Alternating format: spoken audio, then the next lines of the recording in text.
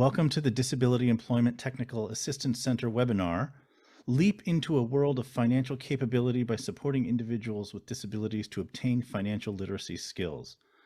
It is now 3 o'clock, so we're going to begin. My name is Donald Taylor, and I am one of the technical producers for today's event. Before we begin, I want to call your attention to a couple of accessibility features in today's Zoom webinar. All of these features are available from the Zoom menu at the bottom or top of your Zoom window, and they only become visible when you roll your mouse cursor over the Zoom window. So when you roll it over, a little menu will slide up from the bottom, and there's a little one up in the corner too. First of all, we have 3 requests for our speakers. You will see that we have an American Sign Language interpreter spotlighted for all attendees. So that the other person showing is the presenter, we ask that when you are not speaking, you turn off your microphone and camera. Since we have ASL captioning and Spanish language interpretation, we ask that you slow down in your speaking a little bit to help them keep up in their complicated work. Since we have visually and hearing impaired attendees, we ask that when you begin your part, please identify yourself and make a brief description of yourself. And if there are any key illustrations in your slides, we ask that you describe them as well. So, I am Donald Taylor. I am a white man with dark hair, wearing a dark shirt with a collar and a small floral print. Behind me is a dining room dry goods shelf and some hanging plants. The American Sign Language interpreter is pinned to the right of the shared slide. If for some reason you do not see the ASL interpreter, make sure that Zoom is in gallery view. The way you do that is roll your mouse over the Zoom window. In the upper corner is a button labeled View. If you still do not see the interpreter, let me know in the chat and I'll do what I can to help. Captioning should become available at some point. We are expecting a captioner, but they are not present right now. When they are, the way that you can turn on the closed captioning is there is a button on that menu at the bottom, slightly to the right, labeled closed captioning. Click it and it will turn on the captioning. For the time being, you can turn on the auto captioning. Chairnut, would you please make the auto captioning available until we have a regular captioner? Also, we have Spanish language interpreting. When you choose the Spanish, the English audio will be reduced in volume and the Spanish audio will play over it. To access the Spanish interpretation, roll your mouse cursor over the Zoom window. From that menu, slightly to the right is an icon of a globe with latitude and longitude lines labeled Interpretation. Click that button and from the menu, choose Spanish. If you want to completely mute the English audio, there's an option to do that on that menu as well. And now Amy will say the same in Spanish.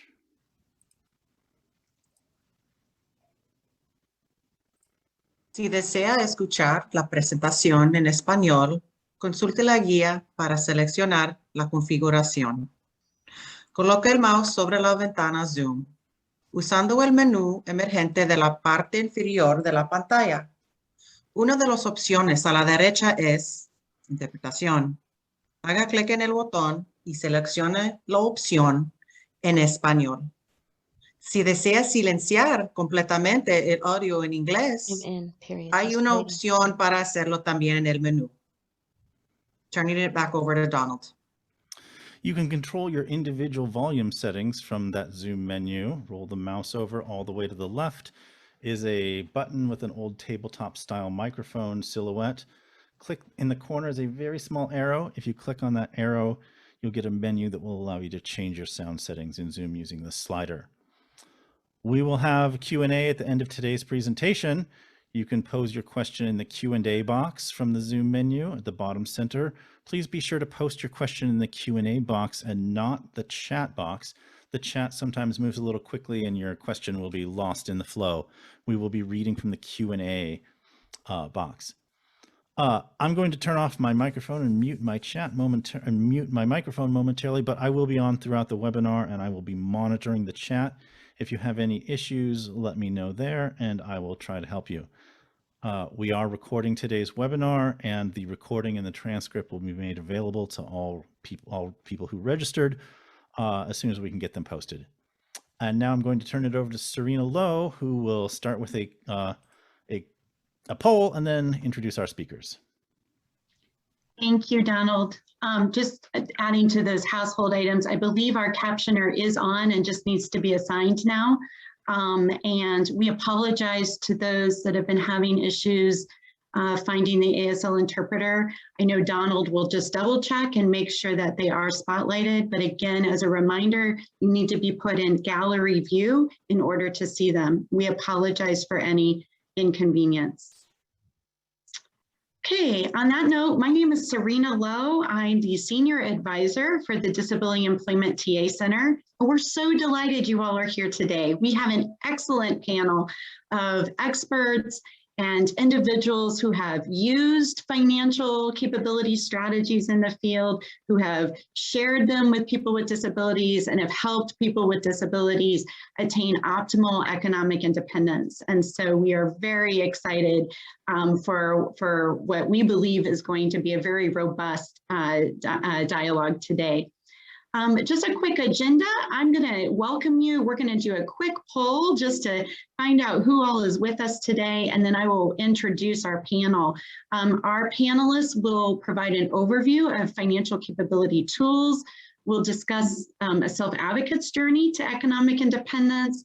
And then we have three wonderful examples of AOD grantees or Administration on Disabilities grantees in the field who are doing wonderful work right now to really promote financial capability and wellness of individuals with disabilities and really increasing access to the economic mainstream for individuals with disabilities. Then we're going to have a question and answer and interactive section. So discussion. So we really encourage you to stay for the entire hour and a half. Next slide, please. I believe actually we're going into our polls. So Donald, if you can help me with the first poll question. Okay, we ask you to, I'm going to read these out loud, but we ask you to join us in participating. The first question is, do you believe financial knowledge is a positive work incentive for people with disabilities? And you can answer yes or no. The next question is, do you have an active financial education program in your organization? And you can do yes or no. And the third one is, what are your biggest challenges in maintaining or starting a program? And you can check a number of different choices there. I assume, Donald, I'm reading all of these, people are taking them, and then we'll see the results for all 6 together. Is that right? Yes. Once Thank you very much. Yeah. Perfect. So number 3, in terms of challenges, please check all that apply. The ones that options we've given you is resources, staffing, getting board approval, and subject information. The fourth question is, how would you rate your knowledge about ABLE accounts or achieving a better life experience accounts? Are you highly knowledgeable or consider yourself an expert? Are you somewhat knowledgeable? Have you heard about ABLE accounts but don't know that much about them? Or is this the first time you're hearing about them? Either way, we welcome everybody into this conversation. Number 5 is, would you like more information about the various state refundable tax credits available for taxpayers with disabilities? Yes or no? And the last one, number 6, is, do you have a financial institution partner on your board of directors? Yes or no? We'll give everyone just a minute or so to finish their completion of the poll, and then we'll show everybody the results in real time. People are still answering at a frantic rate, so I'm going to leave it open for another minute or a couple seconds. Take your time.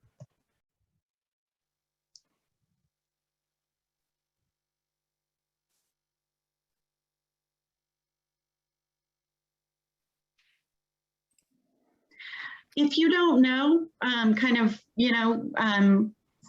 feel free to just, leave a question blank for the poll.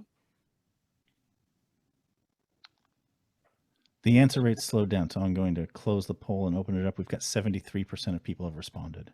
Okay, great. Okay, So as it looks like, vast majority of people believe that financial knowledge is a positive work outcome. In terms of active financial education program in your organization, it looks like about a third of those of you are working in organizations that do have an active financial education program for people with disabilities, and about 2/3 don't, which is great. This is a great learning opportunity for us to collectively think about this area and exploring it further within our own work. In terms of biggest challenges, it looks like resources is the top one, followed by staffing, subject information. Yeah, it's really complex stuff that we're talking about today. And getting board approval is the last challenge. It looks like we have people, by and large, are kind of middle of the road, somewhat knowledgeable, or they've heard about ABLE accounts, but still want to learn more. We have a few experts on the call, so that's great. And we have some newbies, people who've never heard of it, and that's wonderful. We want to get this information out to as many people as possible in our respective field. And then I think let's see, where are we at here? Oh, number 5, would you like more information about the various refundable tax credits? A resounding 91% said yes, so you came to the right place today. And then last but not least, do you have a financial institution partner on your board of directors? And 3/4 of us said, no, we don't. So maybe that's a learning or a key strategy that we'll learn more about today. Thank you, everyone, for taking that poll. I think now we're ready to introduce our renowned panelists, and it's my pleasure to do this. Dr. Jeanette Hartnett, I hope I don't get teary-eyed doing this. Dr. Jeanette Hartnett has been an amazing role model, mentor, and friend to me for over the past decade plus in this work, and has someone that has really guided a lot of my philosophies and value framework that I bring to the table. So we're so delighted to have her today. She's currently the principal of her own consulting firm, GH Group LLC. But in the past, she has done a little bit of everything. She pioneered research with the Ford Foundation and IRS Stakeholder Partnerships Communication and Education Division on the tax and financial service needs of working Americans with disabilities. And that work really laid the groundwork for future research about tax and financial needs of workers and other individuals with disabilities. She has served as a principal investigator in multi-year National Institute Rehabilitation Research Programs and grants looking at the role of asset development, tax policy, and economic self-sufficiency for Americans with disabilities. She, through all of this research and data collection, she created an intentional strategy and model for integrated financial wellness for people with disabilities across a non-disability service network, financial services network. And in a decade, Dr. Hartnett developed the Real Economic Impact Tour, which increased the number of taxpayers with disabilities accessing free tax services from 6 to 14% across 80 cities. The project virtualized and the traditional in-person free volunteer income tax assistance service as well in all 50 states through the lens of 3 national nonprofits to empower taxpayers with and without disabilities to file their own returns. She has served as a lead evaluator and senior consultant for Delaware's Financial Empowerment statewide one-on-one financial coaching program, which is now a permanent, proven initiative that contributes to the economic security of all citizens, including individuals with disabilities. She's served as P. Kennedy Jr. Congressional Fellow and the 107th También ha sido una becaria con la Fundación Rockefeller en tema de discapacidad. As the past president of Shared Horizons, a pooled special needs trust in Washington, D.C., which helped over 900 people maintain quality of life while receiving benefits. And And she was also a founding member of the National Disability Institute. So we're thrilled to have her starting our panel today. We also have Nicole LeBlanc, who is our self-advocate engagement advisor at DETAC. Nicole worked for 8 years at Green Mountain Self-Advocates in Montpelier, Vermont as an advocacy director, supporting her peers with disabilities feel comfortable talking to their elected officials about what they need, and also served as project assistant for the Inclusive Healthcare Partnership Project. She has had fellowships with AUCD. She has been the Paul Marchand Public Policy Intern there. She has also worked as a consultant and fellow to the Self-Advocacy Resource and Technical Assistance Center, the National Center on Advancing Person-Centered Practices and Systems, and also us. And she was awarded in 2019 the David Joyce Advocate of the Year Award for outstanding policy advocacy as well. So very excited to have her today. Robbie Bershears is the lead CWIC and WIPA, and he's going to tell you all about what those are. Program manager for the Walton Options for Independent Living. He's been there since 2006. So CWIC means he's a community work incentives coordinator, and he also works on the work incentives and planning assistance program with Walton Options. He provides direct services to beneficiaries of Social Security benefits based on disability, and he loves working in this program because he has also received SSI and Medicaid benefits in the past, and he understands the fear that people have when it comes to employment and benefits. So he loves helping people break down the myths and barriers around employment for the people that the WIPA serves. He's also an avid sports fan in his spare time. Kijan is going to speak with him, and she currently serves as the Development and Communications Assistant at Walton Options. When she's not working, she spends her time in various organizations centered around women's empowerment and has interests including disability inclusivity, equitable education opportunities for underprivileged children, and the arts. Alita Zimmerman is the projects manager and a policy assistant for the Wyoming Governor's Council on Developmental Disabilities, and is also the state administrator for the Wyoming Able Accounts program housed within their DD Council's office. So she's got a wealth of experience that she can share with us about the Able Accounts today. And last but not least, Corey Gilden. Corey is the research and evaluation manager of the National Leadership Consortium on Developmental Disabilities. And her recent research projects investigated the state of self-directed service delivery for people with disabilities, parent participation in special education, and childcare choices of families of children with disabilities. She's going to share with us some powerful research that the University of Delaware has helped with in terms of looking at financial capability and strategies for people with disabilities. And we're just so happy to have her with us. So on that note, I am going to turn it over to our first speaker, Dr. Jeanette Hartnett. Jeanette? Thank you so much, Serena. And it is truly, next slide. I'm not seeing the next slide here. Thank you so much, Serena.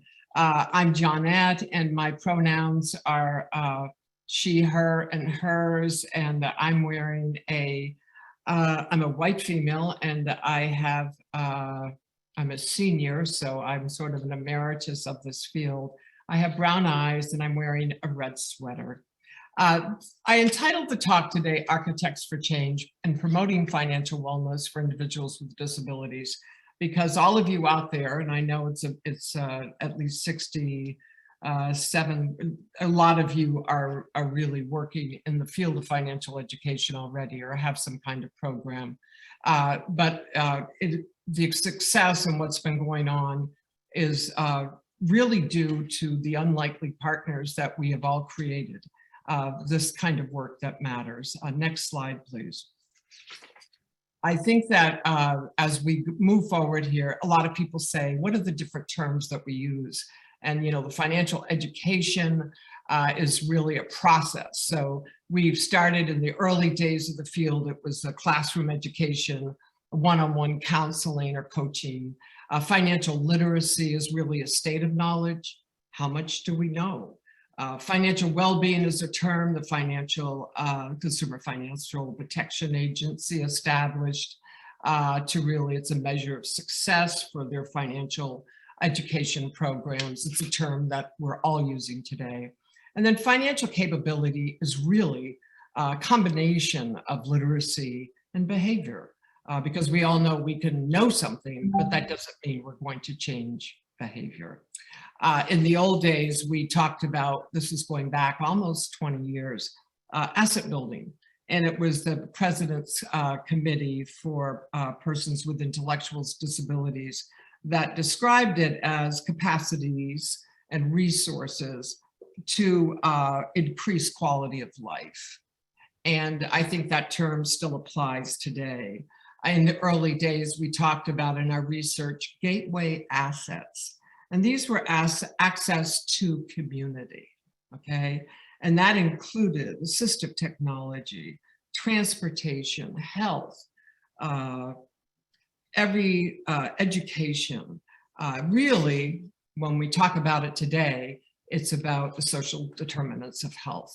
So there's been a lot of research in that. Next slide. So part of what we had to do in these days, and I think we all do today, even more so than ever, we have to show up. We have to build a presence for disability.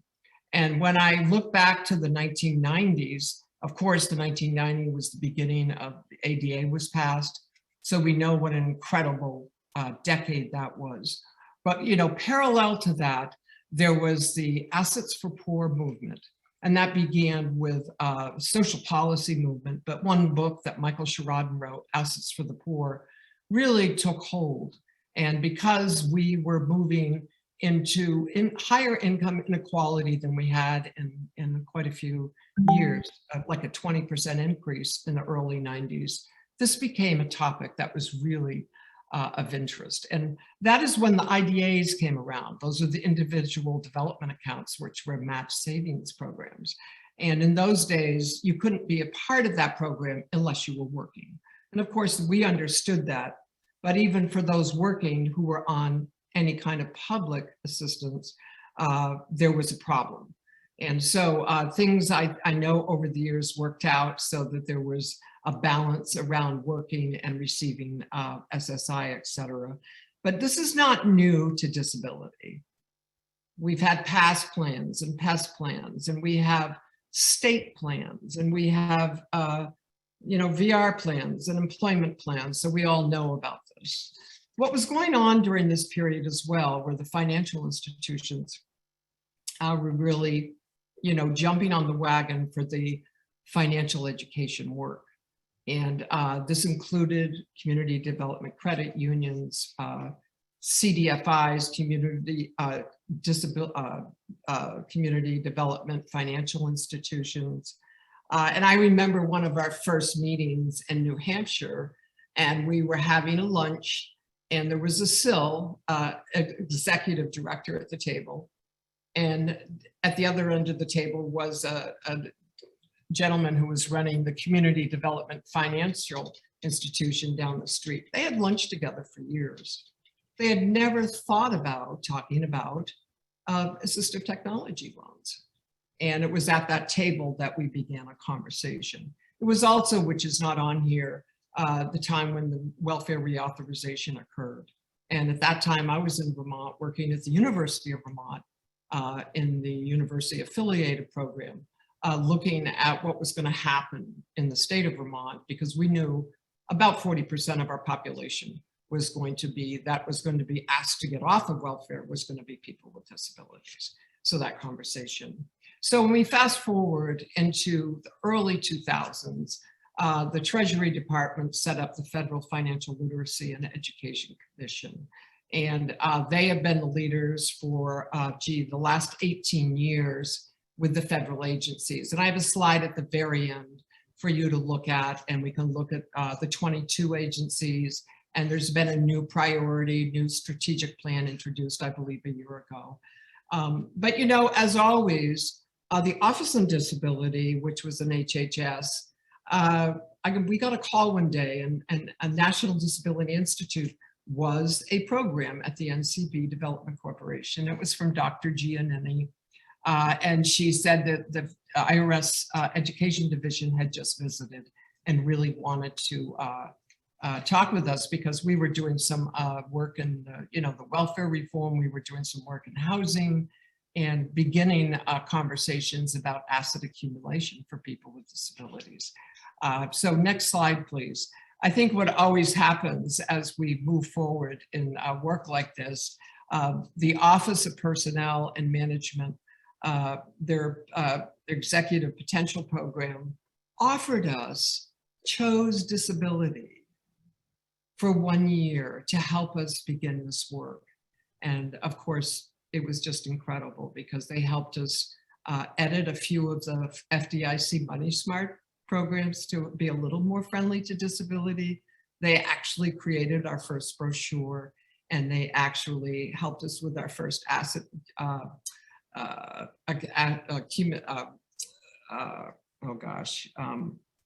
our brochure for accommodations.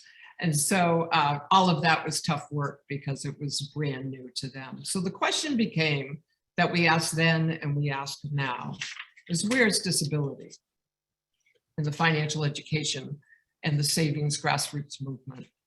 And where was it in the policy discussions? Next slide. And we started going to a lot of the meetings for the financial education work that was being done. And I remember in the early 2000s, there was a Poor Finance series, was a group of federal database sets, and there were think tanks, and everybody was getting together talking about poverty and access to financial services, the banked, the unbanked. And we were bold. We were looking for common ground, and we raised our hand and said, where's disability? And of course, we didn't have the data. I chose this, this insert here on the slide because I think it's so relevant, and I am going to read it. I'm going to take the time. There is no other single policy issue that captures the potential of existing civil and human rights as does the emerging field of asset development policy, with its potential to enable and facilitate full social, civic, and economic participation for individuals with disabilities. It transcends the traditional income maintenance and other charitable, medical, and social programs that have framed low-income and disability policy since the turn of the 20th century. Next slide, please. And that really applies to today's work as well. I'm just going to wave a hand at the beginning of the research, but before we could ever get a data point of any of these major data collection sets, we had to do some research. And so we had some big outcomes, again, with unlikely partners. So the community development credit unions were the inaugural partner in our first NIDLR grant, and it was a DRIP, which in those days was a priority. No, they had never studied this before. And they introduced within their network of over 200 credit unions, curriculum in financial education. The World Institute of Disability began a clearinghouse equity e-newsletter. It was the first newsletter ever in the country on these issues. And so Steve Mendelson, who was my mentor for many years, happens to be a blind attorney, studied the relationship of tax policy and asset accumulation. He found there were many gaps in knowledge, and the poll today shows like 91% of you want information. We found that back then too. And that actually spurred on our partners at IRS to produce the first ever benchmark report on the tax filing needs and priorities of taxpayers with disabilities. And they found that, between 1.3 to 1.6 million taxpayers were not claiming tax credits that were available to them. I'm going to move on to the next slide, please. Thank you.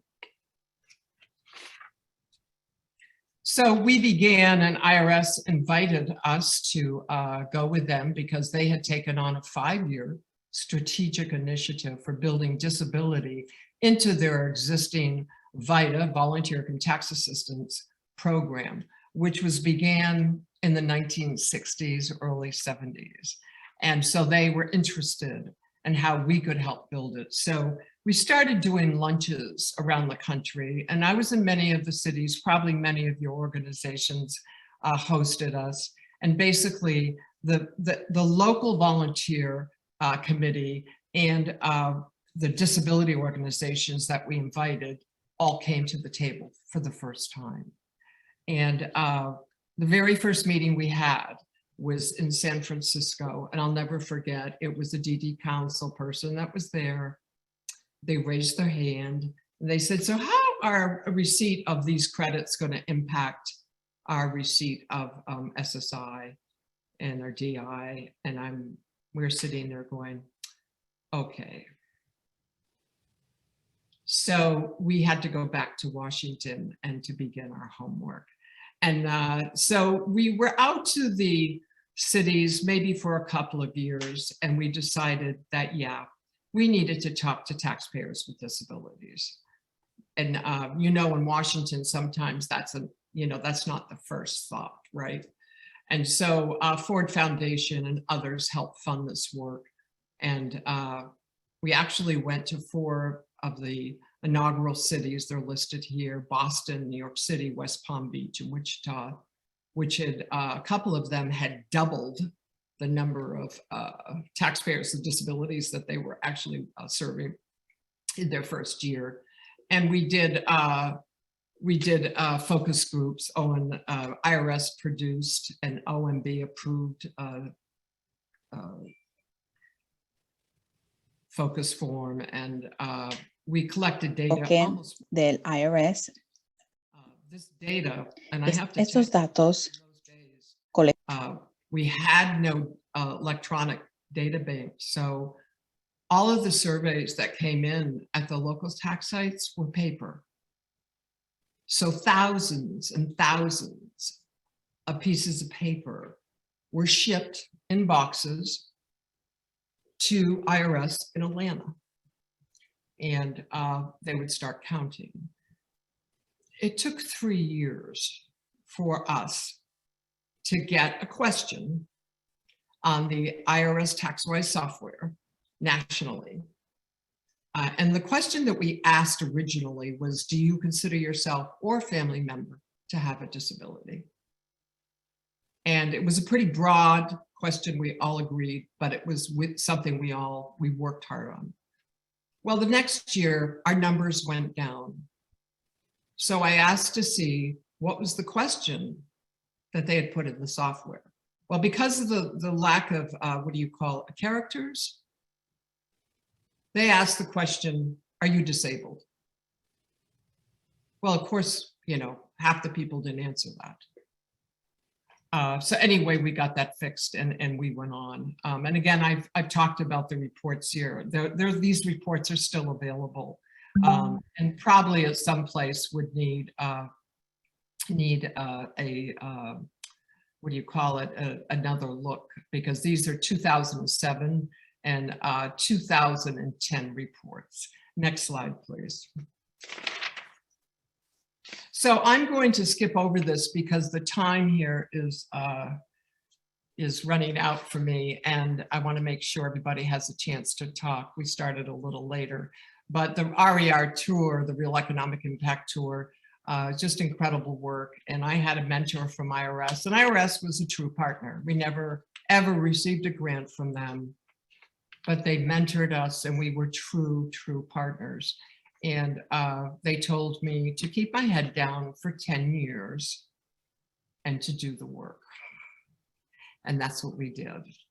And My Free Taxes was another project that is still going. United Way Worldwide houses it. It's a free state or federal taxes with available online, and you can go and just type in that and you'll find it. I think the work that there's so much to talk to you about. I chose the DETAC and the virtual VITA pilots, because we really were pioneers in that area. And we started with the video relay services. We realized that a lot of the tax language doesn't have a dictionary for our interpreters. So the word revenue can be interpreted a lot of different ways. And to fast forward, I can't, even those reports are all available.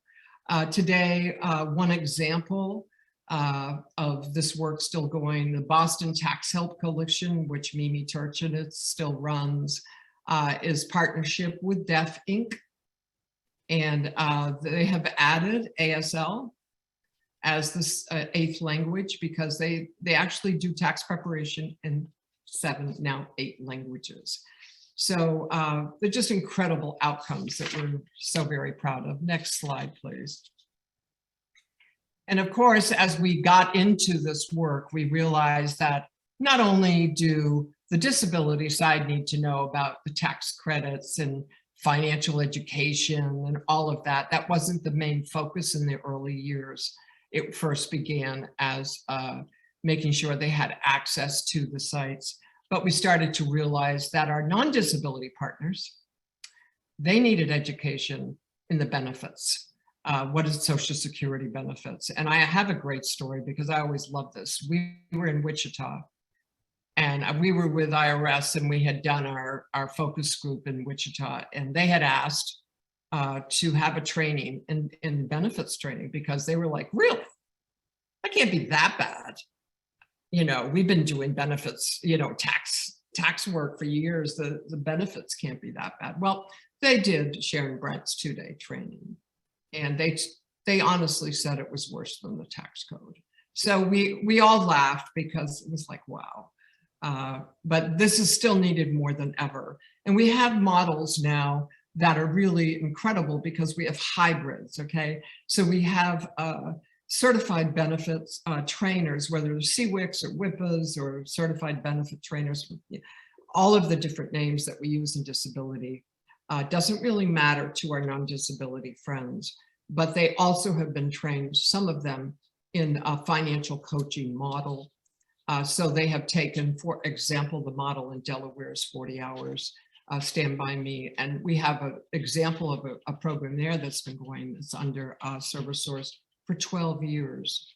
And they work with the different agencies. And we actually got in our work in Delaware, we got the Medicaid, Department of Medicaid to approve the home and community-based Medicaid services for youth and young adults from 14 to 25, that these coaching services, I think it was up to 4 or 5, I don't know where it is today, were counted.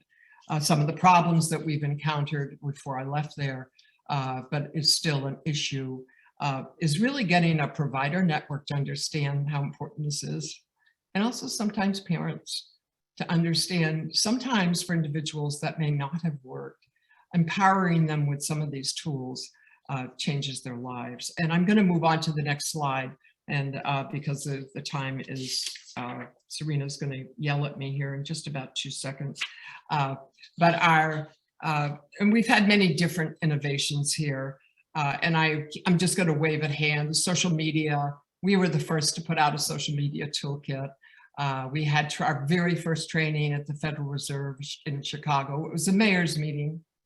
And we hosted cities for several years coming, and there were equal non-disability and disability partners and corporate partners to come and discuss the opportunities and the needs of people with disabilities. The access and accommodation guides, and would not know what I would have done without the disability business technical assistance centers around the country. One thing we do know, we learned how to use our experts, and believe me, you in the disability world, you are the experts. And we had our experts, whether it was in the tax world. We never put on a webinar without somebody from IRS giving that information. And the same thing with the access and accommodation. You're the experts on that. You're the experts on the benefit and training. And all of that is equally shared today, and we need that. The issues and the innovations around coaching and the different research that came out on financial education is another conversation that we will have because it's pretty complicated and involved. And we did a couple of things I think so important when you're asking non-disability partners. We honored people every year, the National Press Club, and we chose outstanding cities. We always had national leaders that came. The Commissioner of IRS, Brian Moynihan, came from Bank of America the week before he became CEO. So it's all really important. Next slide. And I think that as we shift our expectations and seize the opportunities, we know today that the VITA grant, and I did not even know this until I've just recently looked, that the VITA grant, the Volunteer Income Tax Assistance Grant, which in our day was $8, $5, $7 million, is now $30 million. It doubled in the past year. This is huge, okay? So it's gonna make resources available to many of your coalitions out there that are doing the work. And I know there's many in Wildwood. I know in Wildwood, in Albany, there's so many of you out there that are working with in tandem with your community-based organizations. And we do know that the CRA, finally, the Community Reinvestment Act, is going to include disability as a subcategory under low to moderate income. And all kudos to Michael Morris and the incredible work that he has done over the years to keep that going. Next slide, please. The final, I think, new savings vehicles you're all here for, and you're going to hear about it from all the next speakers. So I'm not going to do too much about it, but I just want to point out that the ABLE National Resource Center, the website is there on the slide, but the Achieving a Better Life Experience, we began talking about that in the 2007, 2008. There were dozens of federal partners, nonprofit disability organizations, private families, individuals, everybody came together to talk about how difficult, if you had a son who had a disability, a specific type of disability, they couldn't access a 529. So kudos to everybody, because truly the advocates for change, those were you. It's now in 44 plus states. It's only one count per individual. I'm not going to get into the details. The ABLE, again, is very much like other important issues that we're looking at right now. Every state has a Treasurer's Department and has information that you are going to be hearing today. It's really important that you make sure your sources are correct and that the information you're getting, because this is an incredibly credible opportunity. And as I often say, it's our foot in the door. I'm not going to go into the special needs trust because they're not an or, they're an and then the other slide could be the special needs trust. And they all have their options. The ABLE network does a tremendous job of a side-by-side comparison for those of you interested. And I think this is another deep dive that needs to happen just to discuss this. And remember that the Special Needs Alliance, which is the attorneys all over the country, I think it started in 2002, but they're the ones that really are the ones to go to for your information. Next slide, please.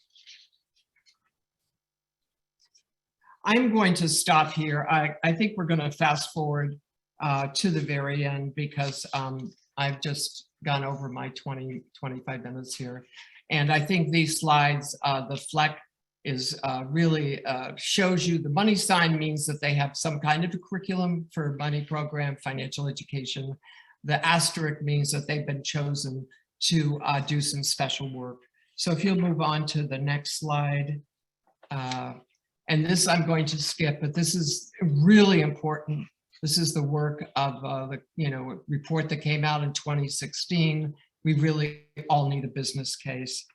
And And finally, the last slide here.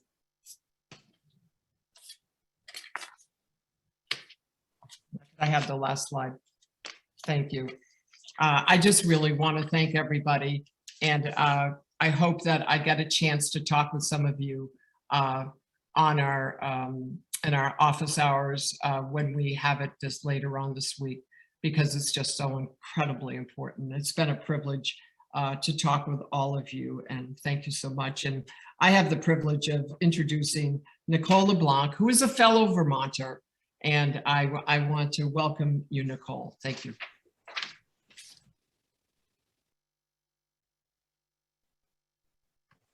Next slide. Today, I will share various tools and work incentives I have used to achieve my career and financial goals, including PASS plan to achieve self-support, ABLE Act, achieve a better life experience, IDA account, individual development account, Social Security, disability insurance. I will share how grantees can support people with disabilities to utilize these tools, and also how to think about asset development and saving for the future. Next slide. In 2010, I started a UVM program called the Succeed program, which is a program that's in collaboration with Howard Center Developmental Service Agency, where I took both regular college classes and classes taught by agency staff on campus. The cost of this program was paid for by my HCBS waiver and money saved in an IDA account, PASS plan, and FAFSA non-degree grants. In the summer of 2012, I funded an internship at AIDD/ACL through the Washington Center for Academic Seminars that I used funding in my past to pay for it. Succeed is a post-secondary education program for students with IDD or autism. It is offered by Howard Center in collaboration with area colleges. Succeed students take part in college experience that prepares them for future success, creativity, contribution to their community. While enrolled in this program, students receive support from Succeed staff, feedback from peers, professors, employers, organizations. When they graduate this program, they will have the skills to live in their own apartment, develop meaningful friendships, obtain fulfilling employment, establish community connections. It's a good program if you have somebody with a disability who wants to learn to live on their own. PASS plan. How did I start a PASS plan? In 2011, I worked with a benefits counselor to create a PASS plan that allowed me to save money without worrying about the impact on public benefits, SSI, SSDI, Medicaid, SNAP, HCBS, fuel assistance. Characteristics of a PASS plan: it allows you to save money to achieve work goals. You are required to have 2 incomes. Submit your work goals to the SSA PASS cadre. Each region has one. After the plan is written, it's submitted to the PASS cadre and it's approved. Congratulations, you're now approved. Now what? Open a separate checking or savings account where you deposit your SSDI and half of your work earnings. The money you are putting in the bank is not used when Social Security is figuring out your SSI or SSDI payment for the month. It's important to make sure you have enough money still coming in to cover your bills. How can grantees help people with disabilities take advantage of a PASS plan? Offer financial literacy classes about how these programs work. Host information sessions at transition fairs, schools, and other community events for collaborations to bridge the gap during the transition process. Create plain language handouts on the benefits of PASS plans for job coaching, college, starting a business. Take an active role in school to work transition teams. ABLE account. 2014 bill creates tax-free disability savings account. It allows people like me to save $15,000 a year without losing benefits, and as a working person with a disability, I can save an additional $12,760, which is up to the poverty level of one person. ABLE accounts make an awesome asset shield. Some states have tax deductions. For example, in Maryland, has a $2,500 state tax deduction for a single and an individual, $5,000 for a couple, which can drastically reduce one's tax burden. Lifetime contribution limit is 500,000.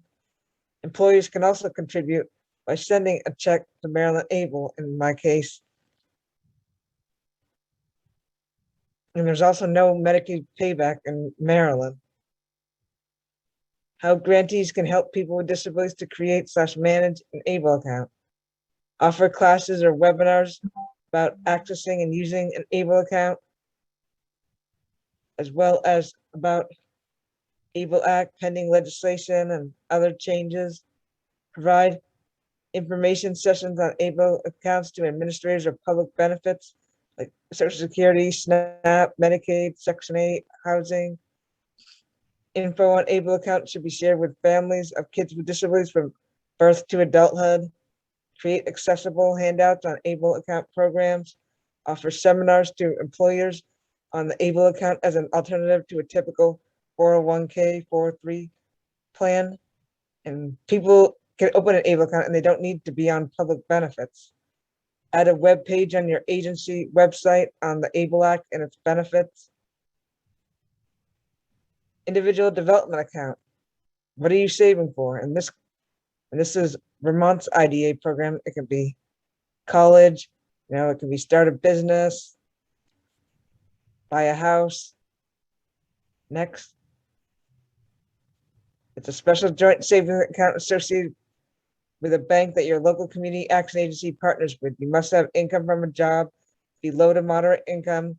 First year, you deposit 500. Second year, you deposit 500. And then tangible assets, the government contributes to what you contribute. As you see in this example, over 2 years, you save 1,000, gets matched with 1,000, so you now have 3,000.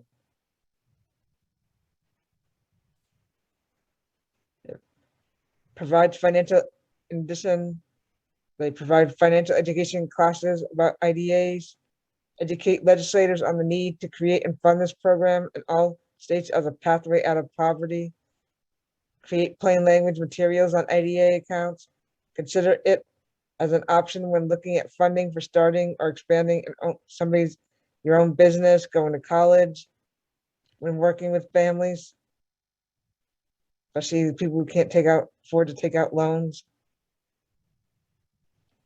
SSDI subsidy. A subsidy is a support or service that can result in a person being paid more than the actual value of the services or work you perform for an employer. Special conditions refer to a type of support that your employer provides or is provided by someone other than your employer. For instance, job coaching is a special condition I got at GMSA when I arrived in Vermont, and it's also a special condition. I also get extra support at HSRI, which allows me to keep my SSDI. This does not apply to people who work as subcontractor, independent contractors, and it's a very underutilized work incentive. There is a 7-page form you and your employer will need to fill out. It asks questions like, does this person receive more supervision than other coworkers doing the same job? Does this person receive fewer, simpler tasks to complete than other workers for the same job and pay rate? Is this person given additional breaks or longer paid breaks than other coworkers doing the same job for the same pay rate? Ways grantees can support people with disabilities. To learn more about SSDI subsidy, check out the SSA website, team up with benefit counselors to facilitate some money management classes, offer educational seminars to VR staff and employment providers who are not aware of all the underutilized work incentives in the SSDI program, educate employers on it, incorporate money management classes into programs, policy, and funding opportunities for providers, facilitate research on current practices or pilot programs, and share best practices with stakeholders, facilitate lunch and learn with consumers, focus on asset development, educate them on the benefits of saving for the future now that the rules have changed. All agencies should encourage future families to open ABLE accounts for new babies born with disabilities. Saving and planning early for disability and its cost is essential. Having a disability is expensive.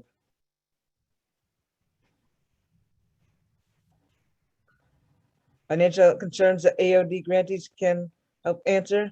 How does working impact SSDI, SSI benefits?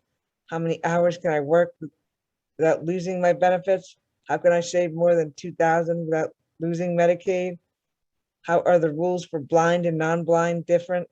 How can I use IRWI's impairment-related work expense to lower accountable earnings toward SGA? Access to job coaching if one is not eligible for HCBS. How do I sign up for Medicaid buy-in, which has a higher asset limit than regular Medicaid of like 10,000 in the state of Maryland, for example?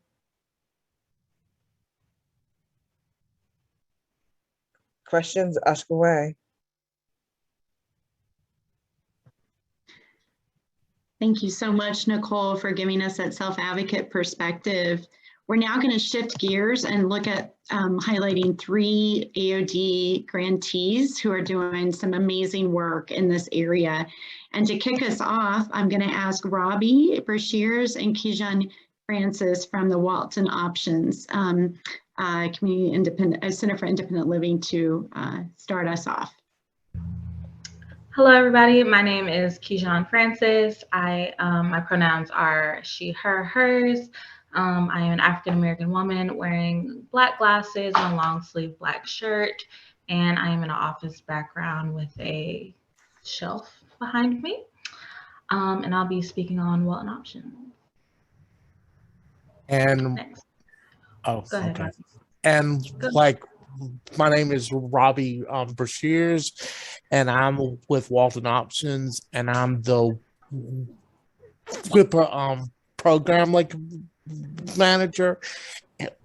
Like, my pronouns are like he, like him, all again like his, and I'm wearing a black striped shirt, and I'm sitting at my desk. Go ahead. Next slide. Okay, so a little bit about Walton Options. We are a independent living center. We are a private, nonprofit, non-residential center for independent living. We were established in 1994, so we have been around for about 27 years. And we provide services and resources to people with a variety of disabilities, cognitive, physical, all of the disabilities within the community. And we are consumer controlled. So 51% of our employees and board of director members have disabilities. Next, please. Our service area. So we do have 3 offices. One is located in downtown Augusta, Georgia, and we have 2 in South Carolina, 1 in North Augusta, South Carolina, and 1 in the Low Country. And we also serve 16 counties in Georgia and 10 counties in South Carolina. Next, please. Our mission is that we believe all persons, including those with disabilities, should be able to participate in their community. At Walton Options, we promote equality, inclusion, independence through personal choice, personal responsibility, community access, education, and employment.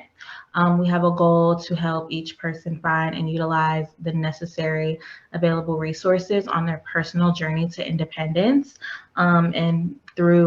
In order to get to our mission, we have a variety of programs, including we help people with assistive technology and home modifications, employment services. We have peer support groups. We do nursing home transitions, employment services, and the like. Next, please. So yes, in addition to our programs, we have some youth programs like Oh Yeah. Since employment can be a vital key to an individual's independence, and really it is a vital key to an individual's independence, we offer options that are focused on employment specifically. The Options Horizons Youth Empowering Activities program, which is where OYA comes from, offers a variety of transition resources for youth in various settings. We offer this to persons 13 to 22 with disabilities.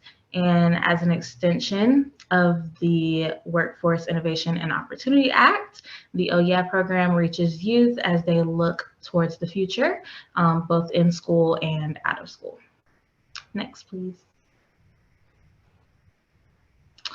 We do this through a variety of trainings and plannings and skill-based sessions. So like self-advocacy skills training, tutoring referral services, financial planning, pre-employment skills training, entrepreneurial skills training, and many, many more. In South Carolina, we are able to offer these services through the contract South Carolina Vocational Rehabilitation and the South Carolina Commission for the Blind. Next, please. Another one of our employment-related initiatives is Hire Me Georgia, as well as Hire Me South Carolina. We participate in these two statewide employment awareness initiatives. The purpose of this is to really end the negative stigma around hiring people with disabilities and bridging that gap between employers and persons seeking jobs with disabilities. We host employer trainings. We share up-to-date employment news. We also offer employments to job seekers, as well as hiring people who are hiring. And next. Hire Me South Carolina was funded by the Administration for Community Living through the Employment First Initiative grant, and then Hire Me Georgia is funded by Georgia Rehabilitation Institute. And next. And then we also have like an employment network that Walton Options has.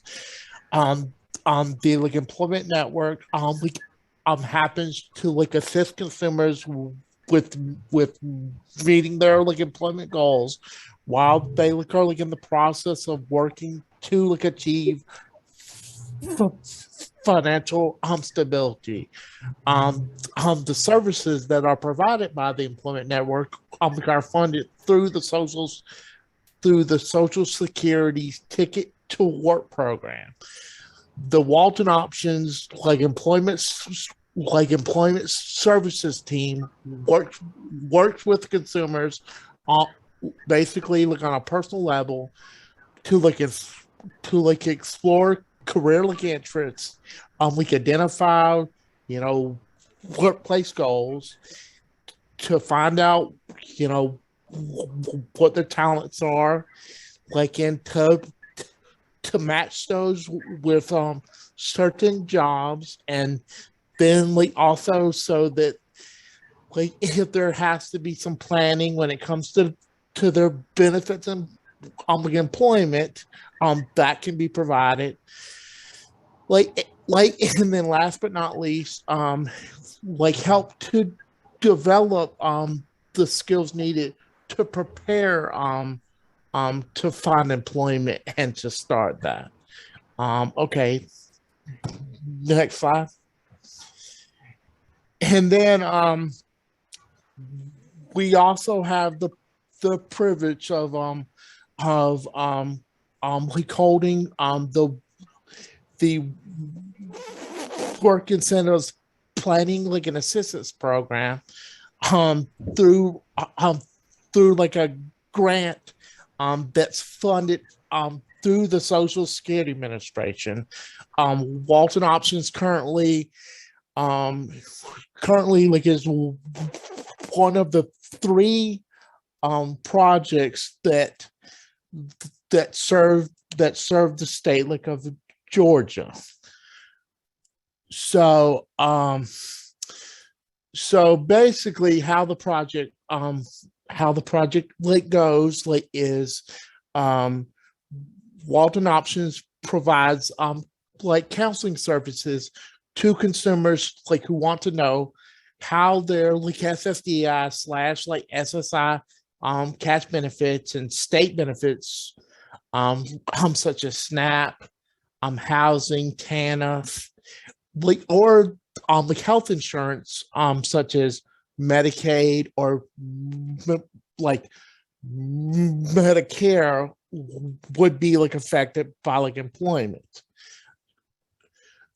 The project counsels consumers like about the various Social Security work incentives that like are like available to use when they like are wanting to work and still receive Social Security disability / like SSI benefits, or you know, if the goal like is to like to eventually come off of those those cash benefits. So Walton Options like employees certified community work incentive coordinators called like CWICs. They like have been trained, vetted, like and authorized by the Social Security Administration to provide these WIPA services. Basically what happens is someone will be referred to the project, and then like a CWIC will talk to them, get to know their situation, find out, you know, what their goals are, what their current like employment is, and then once the CWIC is able to verify benefits, then the CWIC puts together what's called a benefit summary, like an analysis that's then like shared with the consumer so that they can make an informed decision when it comes to their benefits and employment. I basically tell people, I want to provide this to you and go over it with you so that we can discuss everything that's in the roadway so there's no surprises. Okay, like next slide. Currently, right now there's 75 projects throughout the country. So it basically, like, if you like or someone like you know would like to be referred to their local WIPA project for services, please contact the National Ticket to Work Helpline, like at 1-866-968-7842 or 1-866 and then 833-2967, and that's the TT quad number. And last but least, I would like to share part of the reason like I love to work as a CWIC like is because when I was younger, I happened to receive like SSI benefits and like Medicaid. And so growing up, I always thought to myself, like, well, like if I go to work, I'm going to lose my benefits. And I was scared. But I was able to meet with a counselor like here, like at Walton Options before like I started working for the program, and they were like able to show me some things such as like how to keep my Medicaid and how my like SSI would be affected, so I could navigate those things. And I love sharing that with the people that like I counsel. So thank you.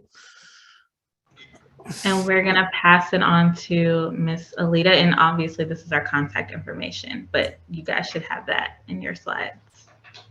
Thank you. Thank you. Thank you, Robbie and Kijan. I appreciate it.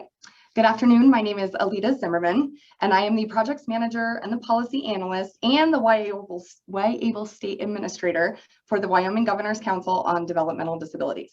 Oh, that is such a mouthful. I use the pronouns she, her, hers. I am a fair-skinned woman under the age of 40 with blue eyes and long hair that is light brown with blonde highlights and dark brown underneath. I'm wearing a burgundy top and a light pink jacket over it, and I have a lotus flower tattoo on my chest. Today, I will be highlighting briefly some of the work of the Wyoming DD Council and what we've done to promote ABLE accounts. As you all heard briefly about in Dr. Hartnett's and Nicole's presentations, ABLE accounts are a great resource to have that was reached through bipartisan legislation at the federal level in 2014. One thing I want to point out that wasn't really mentioned is that ABLE accounts are owned by the person who has a disability, which is an incredible component to ABLE accounts. And that's one reason that it makes them so successful. So in 2016, 2 years after federal legislation had passed, Ohio established the first ABLE program in the US called STABLE. The following year, in July of 2017, Doug Jackson, who is the deputy director of the STABLE program, he came up to me at the NACDD conference in Salt Lake City, and he asked, why doesn't Wyoming have a program? So despite our advocacy efforts in the state of Wyoming, during that time, our legislation for ABLE accounts didn't pass through the Senate, but it passed by through the House by majority, as it was a budget session that year, and our state took quite a hit during that time, unfortunately. So Doug told me about this no-cost partnership agreement that we could execute that would allow Wyoming residents to have an ABLE account program at no cost to our state for local administration of their program. So the state of Wyoming runs the STABLE program under the name YABLE so that it's unique to our residents. Research showed that our most successful way of reaching people in any region is by having it locally administered. This creates trust in the program, more so than participating in a national program without local administration. The Ohio team made the startup process virtually effortless for us, and YABLE was officially launched within a few short months, only 9 months from our initial conversation until our launch of March of 2018. One unique element about Wyoming's plan is that it is housed by the Wyoming Governor's Council on Developmental Disabilities, as opposed to like a treasurer's office or another state agency. At this time, we are the only DD council to independently house an ABLE program. New Hampshire's Governor's Commission on Disability, along with their state treasurer's office, they co-administrate the STABLE account program in their state. And then the Vermont DD Council voluntarily works closely with the Vermont Treasurer's Office in STABLE account administration as well. We have also heard that other DD councils are looking to take leadership roles in local administration of the STABLE account program and in ABLE account programs. There are currently 13 partner states in our consortium, which makes us over 30% of the nation's accounts, which is huge. So as far as our launch goes, again, I said March 2nd of 2018, our then treasurer, who is now our governor, was a huge supporter and wanted to see this program flourish. And at that time, the treasurer's office couldn't host a program like this because of the budget cuts. So one of the key points he made while he spoke at our launch was how important this program was to our residents and that the financial freedom it holds for people with disabilities. Currently, we have 380 active accounts as of yesterday's reports. In a population, our state is only 500,000 people in the entire state. So I think that's absolutely huge. Next slide, please. So this is a list of some of the places that I have done presentations to speak about ABLE. There's quite a long list, but these are more of just the notable ones. So the Department of Workforce Services annual training, that includes case managers, district managers, job coaches, VR field employees, all the people who work for Department of Workforce Services get this training annually. The ARC of Laramie County, our Laramie County School District. I just recently had a meeting last month with our superintendent regarding the circulation of YABLE information throughout the entire state to all of the school districts and not just through SPED. Casper Autism Support, Charles Schwab, Wyoming Department of Education. There's several departments that we've gone through. So the Vision Outreach Services, their WAVE conference, and I've done a presentation to all of the special ed administrators. What else? the DD provider weekly call through the Department of Health. UW is University of Wyoming, their ECHO network. I've done presentations for them. This next one, the Idaho Trust Bank VP, that was really cool. This guy who was the vice president of Idaho Trust Bank reached out to me several times, actually. They were trying to get a program started in Idaho, and I don't really know what had come of that. I haven't talked to him for about 2 years, but it was really incredible that they reached out to me directly and wanted to know how we got our program started. The Wyoming Developmental Disabilities Conference, this is a shameless plug. I developed this conference, so of course I'm going to include YABLE information at it. Our YABILITY magazine is our council magazine that we publish twice a year. The Airmen and Family Readiness Center here in Cheyenne, Wyoming, we have an Air Force base, and the Airmen and Family Readiness Center is kind of like a DD council, but for the military specifically. And I've done a presentation for them as well. And then, of course, National Disability Employment Awareness Month, which is October every year. The importance of YABLE accounts for those individuals who have a disability, who are employed, and the COVID economic impact payments, or the stimulus checks that we received. ABLE accounts were able to, or you could deposit your money into the ABLE accounts, and they could be used in conjunction with VR services to maximize employment outcomes for themselves and for that economic impact payment, so that you didn't have to spend it down right away. We here in Wyoming saw a huge increase in account ownership since that payment came into be. Since ABLE accounts can increase financial stability, they have the potential to improve employment, community living, and health. Account owners can fund their accounts with earnings from work, Social Security, or even gifts from family members. And as Nicole mentioned, a person can save up to $15,000 a year in a YABLE account, and if they're employed, up to the federal poverty guideline, so they can save that additional amount up to $27,490 per year. On the right-hand side of the slide is a few of the upcoming presentations I have in the next few months. Wyoming Children's Justice Center Conference, the Blue Federal Credit Union, which is a huge bank chain or credit union chain down here on the western side of the US. There's over close to 200 employees here at our Blue branch, and they want me to do an ABLE presentation for them so that they're in the know. And then also the Chamber of Commerce has over 3,000 partners just in Cheyenne. And the council just became new members. We just had a ribbon cutting last Thursday, and we hope that our partnership with the chamber will allow so many more educational and networking opportunities for the council and to introduce YABLE to employers. As far as my network of plan, we intend to visit more pediatricians' offices, banks, investment firms, and tons of local businesses. Next slide, please.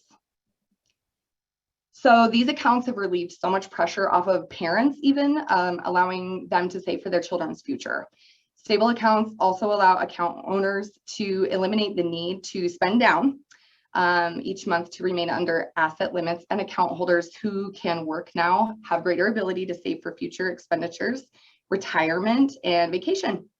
The potential of these accounts is exponential in empowering people with disabilities to live independently and maintain a higher quality of life. Thank you for your time today. I would love to answer any questions you may have about YABLE accounts during the Q&A, and you may check out our website for more information about our programs. This is my email address up there, but the wyable.com, WYABLE.com is our YABLE website, or as Dr. Hartnett mentioned earlier, the ABLE National Resource Center, ablenrc.org for all states account information. And with that, I will turn it over to Corey. Thank you.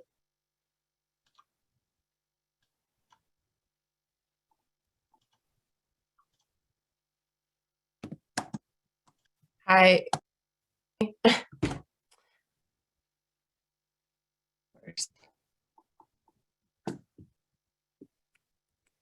Sorry, having a problem with the audio. We can hear you okay.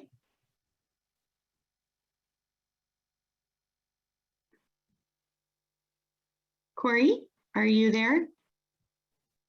I'm here. Can you hear me? Yeah, we can hear you just fine. Thank you. Okay, great.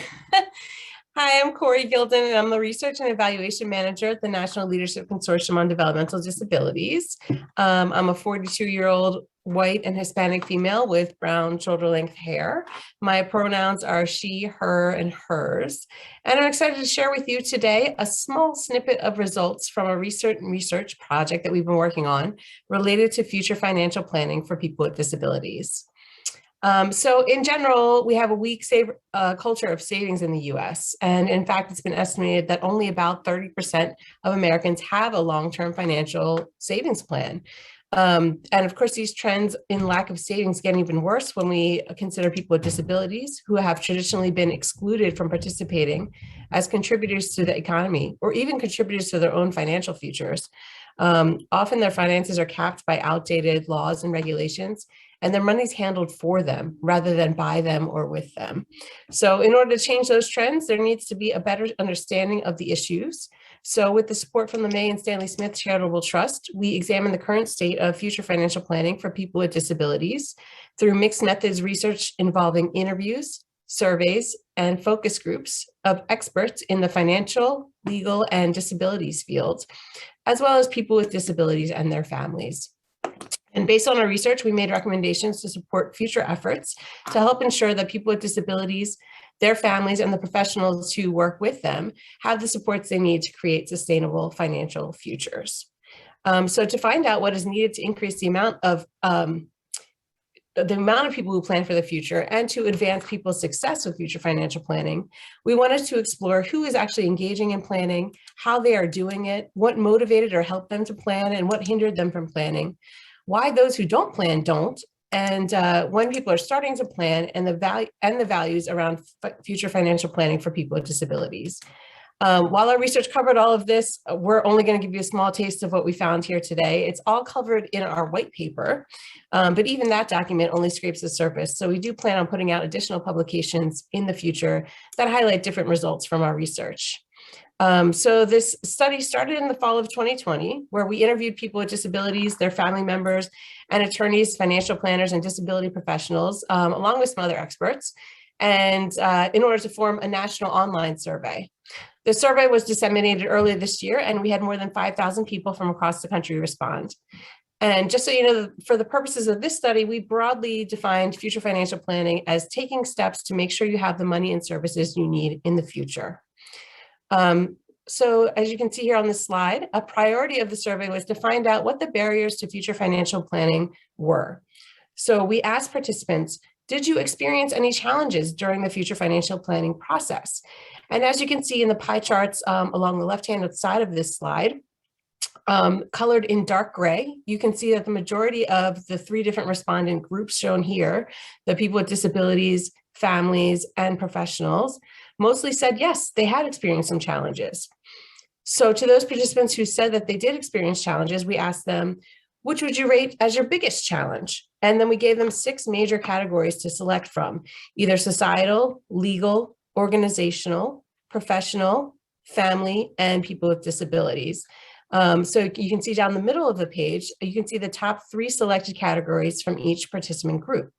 So starting at the top here, people with disabilities named family reasons as the top barrier to future financial planning, while family members of people with disabilities and professionals both selected legal and societal, both selected legal issues as the top barrier to future financial planning. You can also notice here that legal and societal issues popped up in the top 3 selected barriers for all the participant groups. So we then went on to ask respondents more specifically, within the top category that you selected, which specific challenges did you experience? And within each category, we listed about 5 to 10 options of the things that we commonly heard in the pre-interviews, and participants were also allowed to fill in their own response. So you can see next to each category, you can see the primary reason most people selected for that category. So at the top, for people with disabilities, they said that families of people with disabilities do not plan and save money for themselves. Oh, can you go back to the other slide, please? There we go. Still on the slide at the top. So the people with disabilities selected families, and within that, they said families of people with disabilities do not plan and save money for themselves. And then in the middle, families said that rules and laws don't let people with disabilities save a lot of money and keep their services.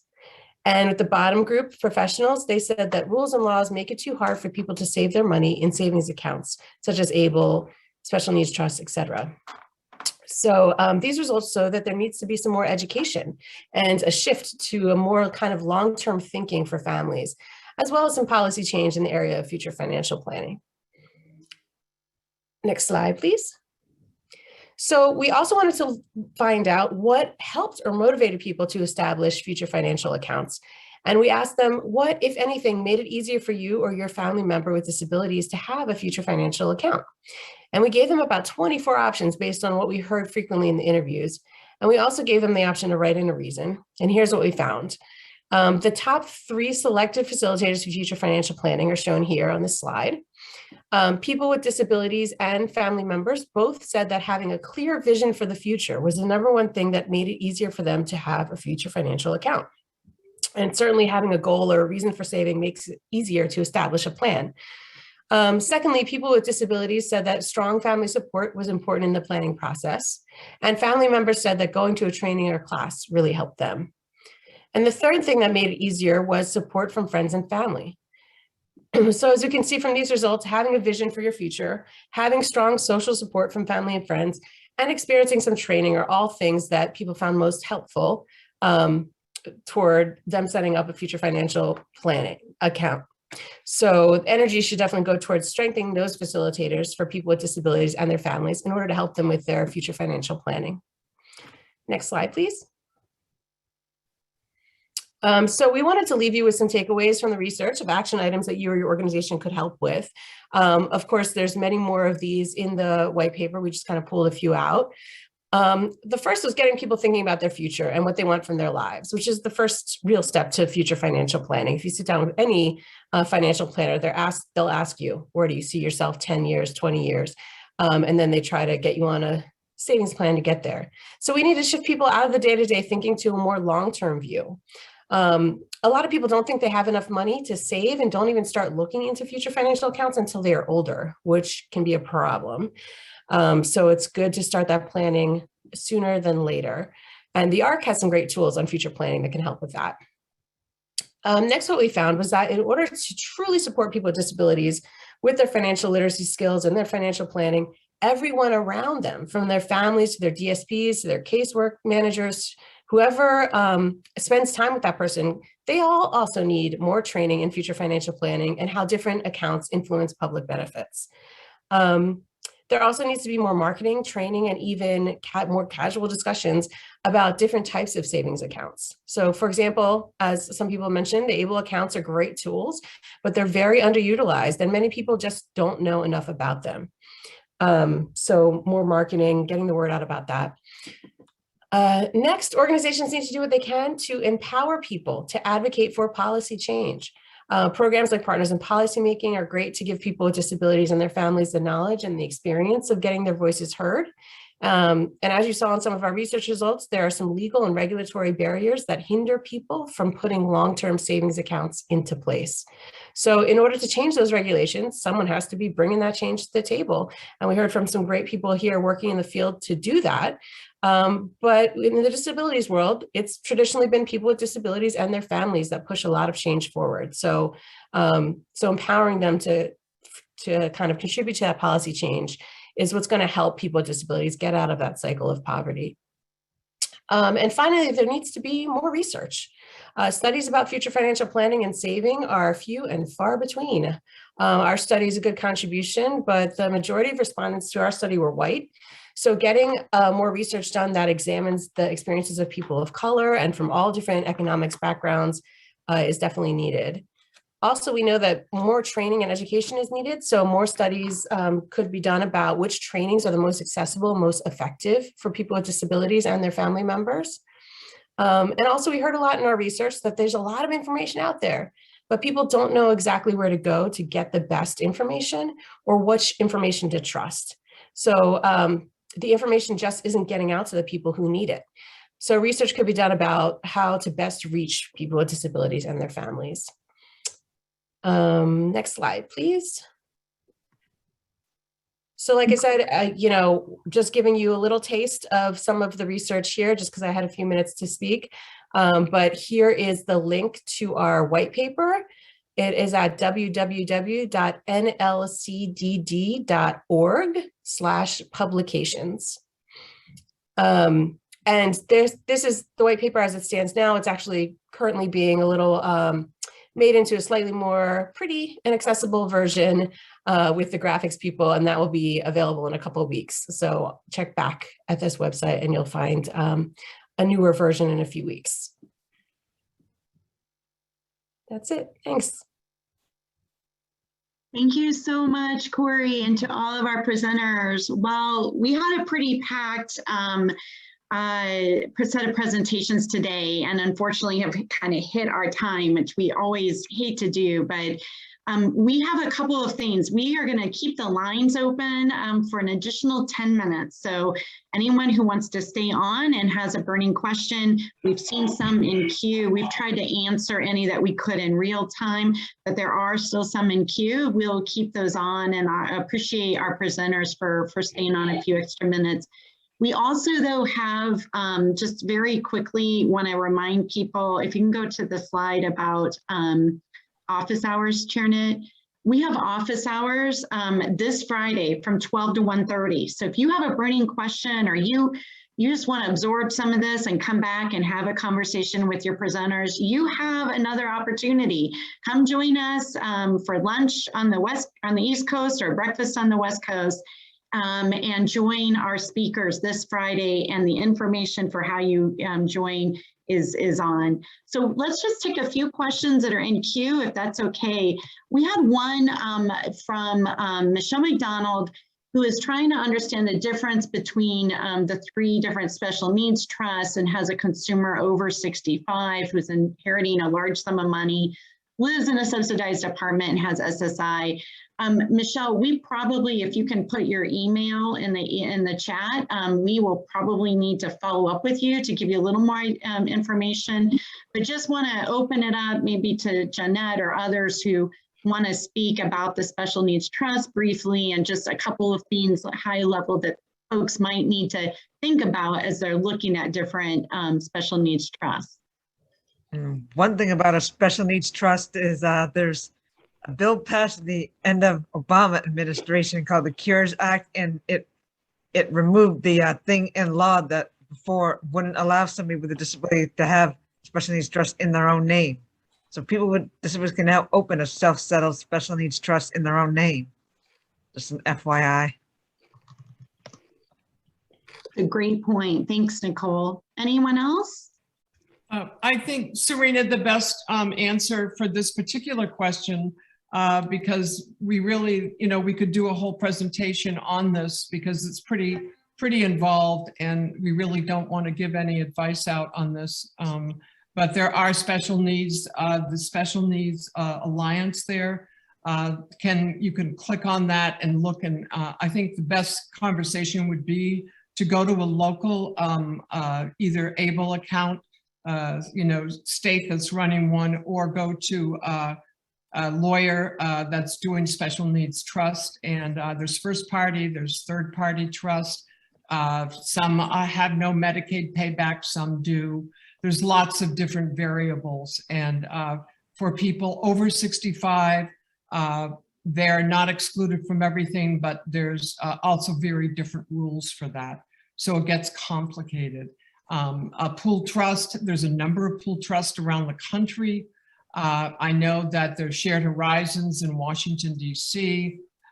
You could go online and call there and, get some information. There's a national alliance of, again, the Special Needs Trust, and they all work together. So they're all working. And remember, the special needs, the supplemental needs, and the ABLE, they all have different, structures and different legal responsibilities.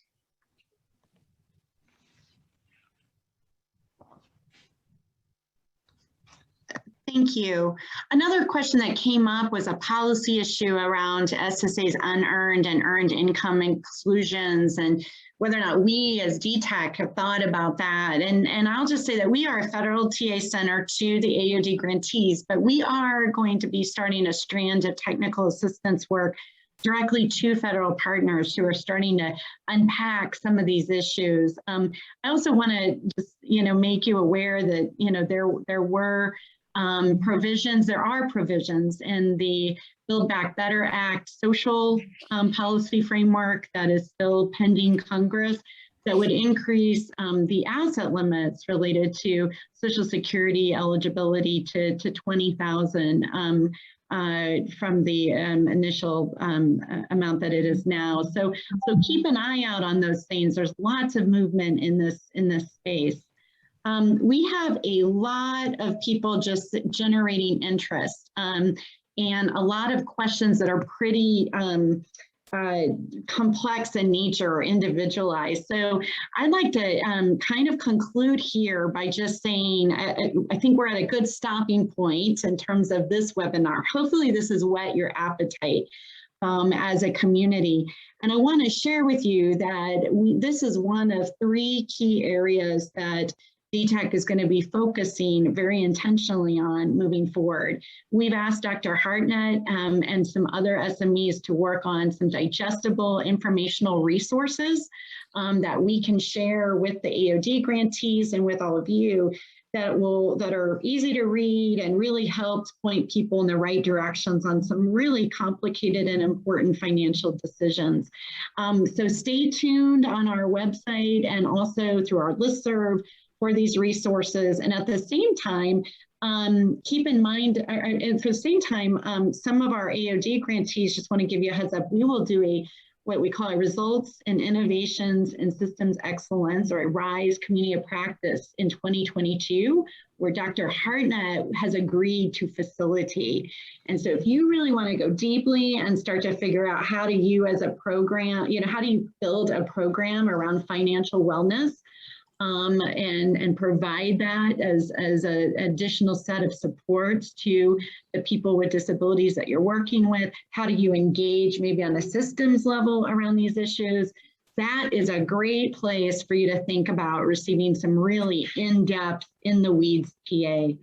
I think we could have gone for 6 hours. There was so much important information covered. I want to really just say again, thank you so much to all of our esteemed speakers. You were excellent. I want to just remind everyone, we have office hours on Friday. Please come. They are totally informal and you all drive the conversation. So you come with your questions. It's like a free 1.5 hours of consulting, direct consulting from your panelists. And so please come and help be a part of a wonderful add-on conversation. And then the next slide just shows our next webinar for December, which is December 14th from 3 to 4:30. And that is going to be looking at managed long-term supports and services and value-based payment systems. So those of you that are in managed LTSS states, which is over half the country at this point, we really encourage you to plug into this, and we're going to talk about how AOD grantees can really be at the forefront of those systems. So thank you so much for your time and your patience and grace with some of the technical issues that we had today. And shout out to our ASL interpreter who had to interpret the entire thing by herself. We really appreciate you. You're a rock star. If you need technical assistance, or if you had a burning question that you didn't think was answered, you can submit that to us via our on-demand TA request page, and we typically get back to you pretty quickly. And always feel free to reach out to us at our email at aodemploymentta@gmail.com. Thank you all so much, and I hope you have a wonderful rest of the week. Take care.